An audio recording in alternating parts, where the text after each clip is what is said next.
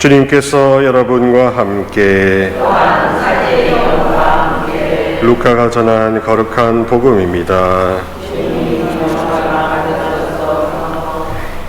그때에 예수님께서 성령의 힘을 지니고 갈릴레아로 돌아가시니 그분의 소문이 그 주변 모든 지방에 퍼졌다.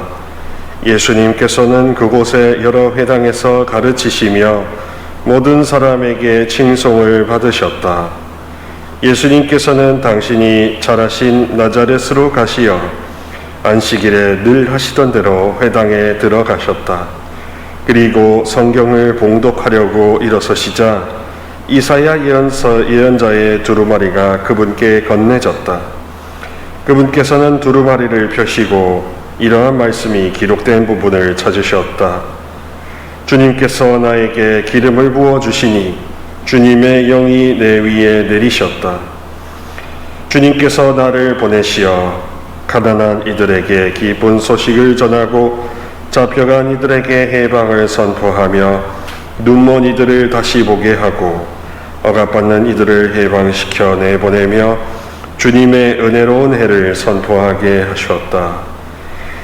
예수님께서 두루마리를 말아 시중드는 이에게 돌려주시고 자리에 앉으시니 회당에 있던 모든 사람의 눈이 예수님을 주시하였다. 예수님께서 그들에게 말씀하기 시작하셨다. 오늘 이 성경 말씀이 너희가 듣는 가운데에서 이루어졌다. 그러자 모두 그분을 좋게 말하며 그분의 입에서 나오는 은총의 말씀에 놀라워하였다. 주님의 말씀입니다. 평화를 빕니다. 네, 우리가 자주 듣게 되는 외래어 중에 하나는 업로드, 다른 하나는 다운로드라는 표현입니다.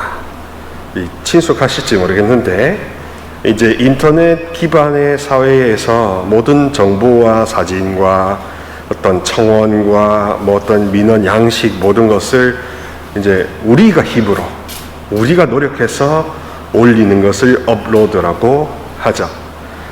그리고 거기 안에 있는 것들, 이미 있었던 것들, 그리고 이미 존재하고 있었던 것을 내가 지금 이 순간 나를 향해 가져오는 것을 다운로드라고 하지 않습니까? 그래서 업로드, 다운로드의 그 속도, 이 속도를 가지고 인터넷 속도를 평가합니다. 한국은 세계에서 두 번째로 빠른 인터넷 속도를 가진 나라입니다. 우리나라보다 더 빠른 속도를 가진 나라는 싱가포르라고 해요. 그렇게 서로 간의 교신, 교통, 주고받음, 그리고 있었던 것을 다운로드 받고 또 내가 필요한 것을 업로드하는 이 속도가 빠를수록 통신이 용이하다라고 그렇게 말하지 않겠습니까? 신앙도 사실은 통신입니다. 통신. 그리고 업로드와 다운로드 중에서 어떤 속도가 빨라야 하냐 하면 여러분들은 어떻게 보실지 모르겠지만 성경과 이 본질을 따르자면 다운로드 속도가 더 빠르다는 겁니다. 왜냐? 다운로드는 하느님이 보내주시는 거니까.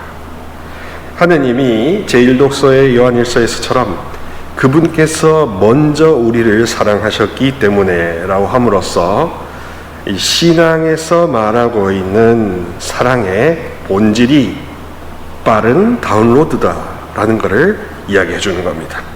즉 하늘에서부터 급속도로 내려오는 내리사랑이다 이겁니다.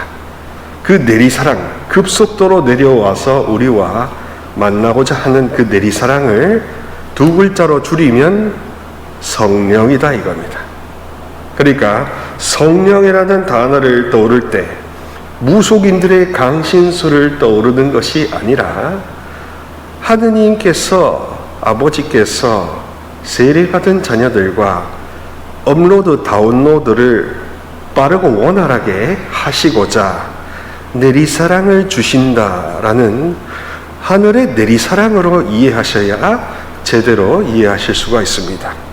어떤 무속인들이 그런 접신한다고 하는 것을 성령으로 생각하신다면 큰 착각입니다. 그런 것은 잘못된 관념이고 실제로 성령께서 하시는 일도 그런 일이 아닙니다. 성령께서 하시는 일은 교통하게 만들어지고 통신하게 만들어주는 겁니다. 그리고 특별히 어떤 것을 개발시켜 주냐 하면 다운로드 속도를 빠르게 체감하게 하는 겁니다.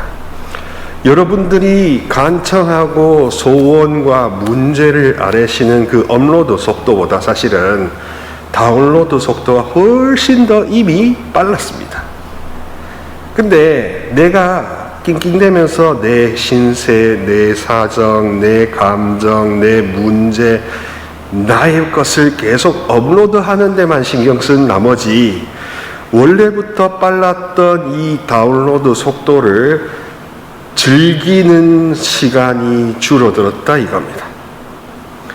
그래서 통신을 하느님과 통신하고 교통하는 게 기도 생활인데 그 다운로드에서 우리가 어떻게 하면 속도를 빨리 내냐 하면 하느님의 힘, 하느님의 넘치는 사랑, 내리사랑이 우리에게 임하시면 우리 내면에 내주한다고 합니다. 안내자에 거할 주에서 내 안에 거하시면 내주하시면 자동으로 업로드 속도가 빨라진다고 합니다.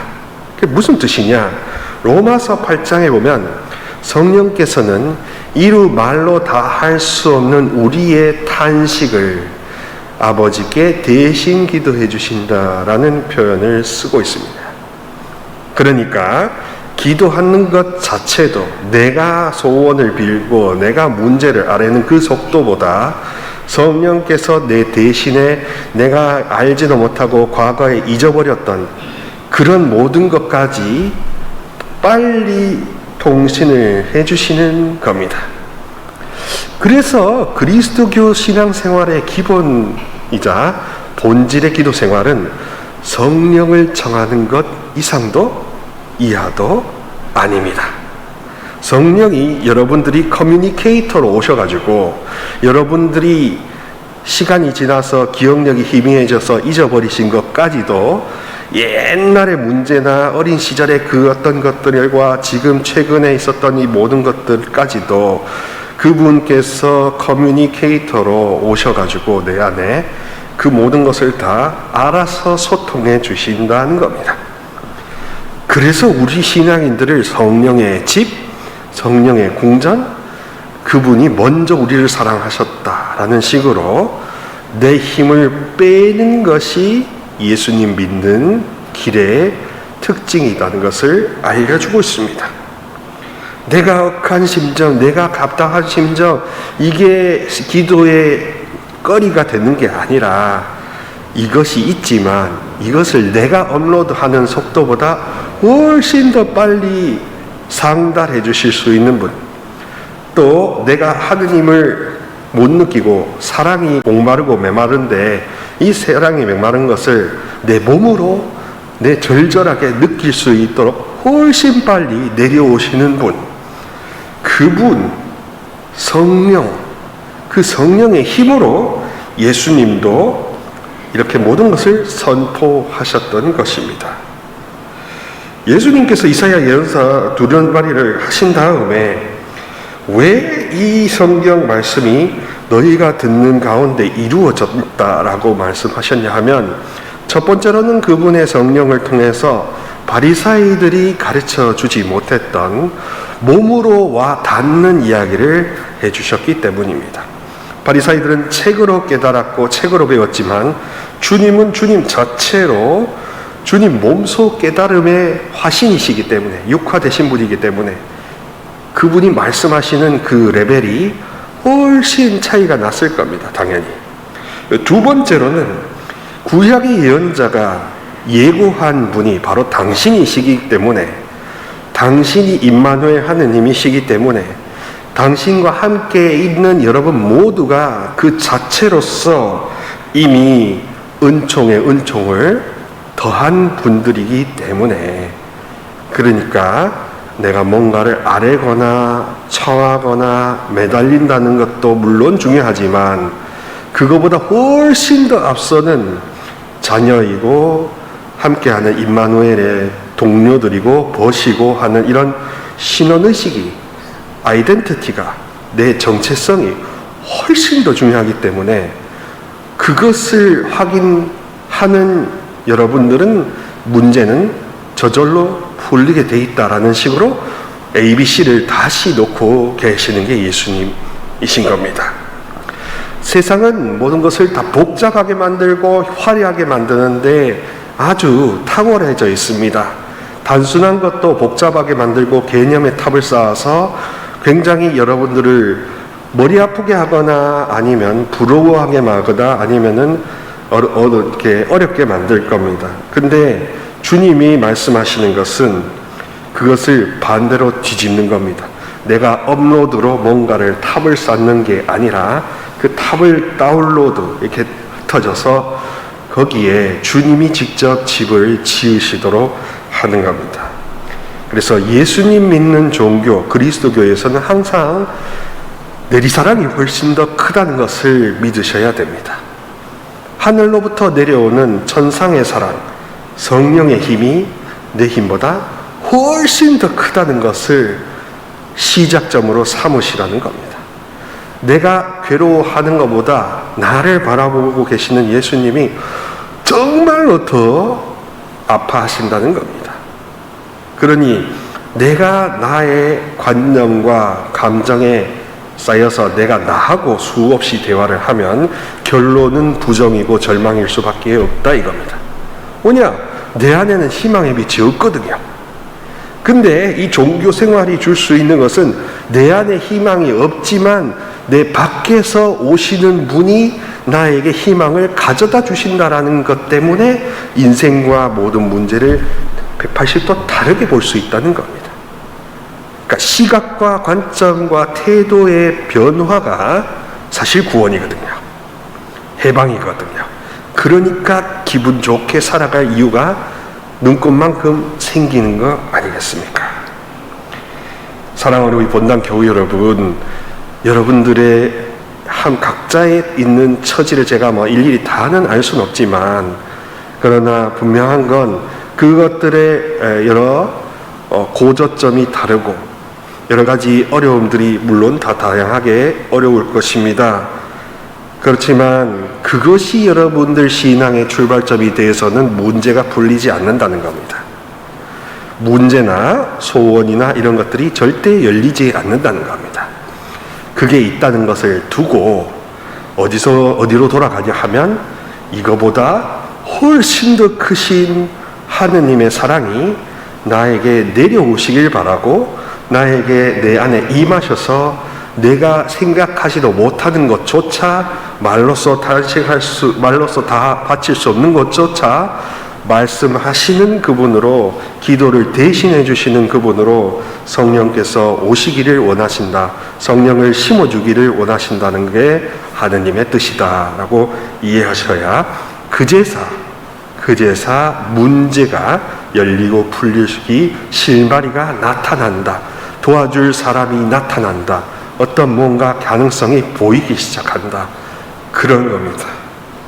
그래서 항상 교회, 개신교 교회만 성령을 강조하는 게 아니라 우리 가톨릭 교회 안에서도 좀 컬러는 다르지만 더 본질적으로 우리를 더 따스하게 사랑해 주시는 그분의 힘이 우리를 감싸고 에워싸고 가득 차지하고자 하신다는 본질적인 의미에서의 성령은 늘 강조되어 왔고 앞으로도 강조될 것입니다. 그러니 기도 생활이라는 게 방법이나 어떤 목적이 아니라 성령을 청하는 것 그 이상도 그 이하도 아니라는 것을 이해해 주셨으면 좋겠습니다. 거기에서 신앙생활을 올해 새롭게 출발하셔야 여러분들 안에 있는 억하심정도 다 무너질 수가 있기 때문입니다.